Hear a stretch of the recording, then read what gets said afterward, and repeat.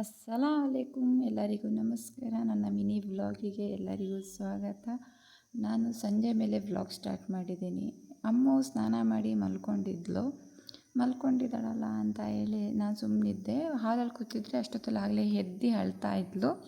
ಹಬ್ಬ ಬೇಕು ಅಂತ ಆಡ್ತಾಯಿದ್ರು. ಅವರಪ್ಪ ಎಲ್ಲೋ ಹೊರಗಡೆ ಹೋಗಿದ್ದರು. ಹೋಗಿದ್ರಲ್ಲ ಇವಳು ಅದಕ್ಕೆ ಅಳ್ತಾ ಇದ್ದಾಳೆ. ಎದ್ದಷ್ಟನಿಗೆ ಅವರಪ್ಪ ಕಾಣಲಿಲ್ವಲ್ಲ. ಇವತ್ತು ಭಾನುವಾರ ಬೆಳಗಿಂದ ಸಂಜೆ ತನಕ ಇದ್ದರು, ಸಂಜೆ ಮೇಲೆ ಕಾಣಿಸ್ತಾ ಇಲ್ವಲ್ಲ ಅಂತ ಅಳ್ತಾ ಇದ್ಲು. ಆಮೇಲೆ ಹೊರ್ಗಡೆನೇ ಕೂತ್ಕೊಂಡು ಕಾಯ್ತಾ ಇದ್ದಾಳೆ ಅವರಪ್ಪಂಗೆ ಯಾವಾಗ ಬರ್ತಾರೆ ಅಂತ. ನಾನು ಅಲ್ಲಿಗೂ ಹೇಳಿದೆ, ಫೋನ್ ಮಾಡಿಕೊಡ್ತೀನಿ ಬಾ ಅಂತ.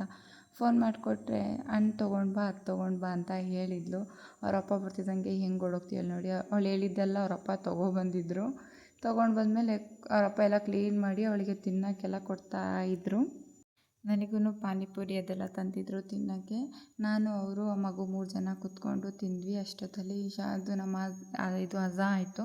ಅವ್ರು ನಮಾಜಿಗೆ ಅಂತ ಹೊರಟರು. ಇವಳು ನಾನು ಬರ್ತೀನಿ ಅಂತ ಜೊತೇಲಿ ಹೊರಟ್ಲು. ಇದು ಕಂಪ್ನಿಲಿ ನಮ್ಮ ಮನೆಯವರಿಗೆ ಶೂಸ್ ಕೊಟ್ಟಿದ್ದರು. ಅದ್ರದ್ದೊಂದು ಸ್ವಲ್ಪ ವೀಡಿಯೋ ಮಾಡಿದ್ದೆ ನಾನು. ಆ ವಿಡಿಯೋ ಇದಕ್ಕೆ ಆ್ಯಡ್ ಮಾಡ್ತಾಯಿದ್ದೀನಿ.